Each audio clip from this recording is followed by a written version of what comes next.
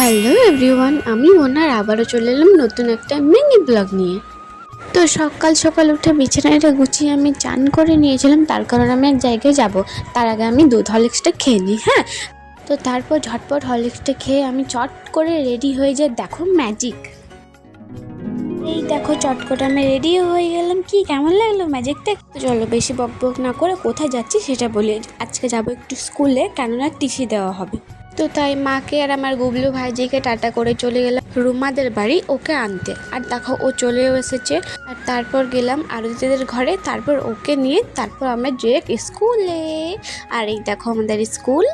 চলে এবার আমরা ভেতরে যাই। এবারেও বলে গিয়েছিলাম যে এটাই লাস্ট, বাট জানতাম না যে টিসি দিয়ে আনতে যেতে হবে। এবার একদম বিদায় গাইস, স্কুল থেকে আর ঢুকতে পারবো না।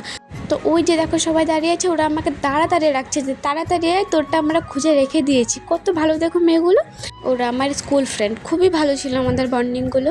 তো তারপর সই করে তারপর কিছুক্ষণ স্যারের সাথে ফাজলামো করে তারপর আমরা একটু ঘুরতে যাই স্কুলটা, যেহেতু আর আসতে পাবো না।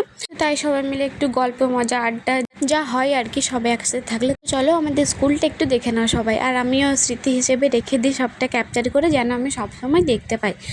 এই যে সামনে মেয়েটাকে দেখছো, খুব ভালো খুব ভালো, ভীষণ, আমার তো খুব ভালো লাগে ওকে। আর বাকি সবাই ভালো, বাট ওকে আমার পার্সোনালি বেশি ভালো লাগে। আর এবার আমরা বেরোচ্ছি বাড়ি যাওয়ার জন্যে, আমাদের ঘোরাফেরা আড্ডা সব কমপ্লিট।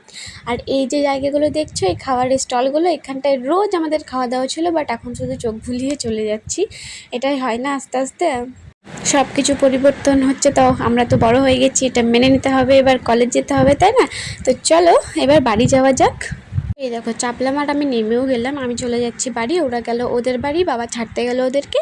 তো তারপর আমি বাড়িতে এসে দেখছি আমার মা একাই রান্না করছে, কারণ আমার ছোটো মায়ের ভীষণ জ্বর এসেছে, খুব শরীর খারাপ। মাকে বললাম আমি করে নিচ্ছি রান্নাটা, তুমি শুধু বড়গুলো দাও, আমি তুলে নেবো ছেঁকে নেবো, বাকি রান্নাটা আমি সব করে নেবো সব।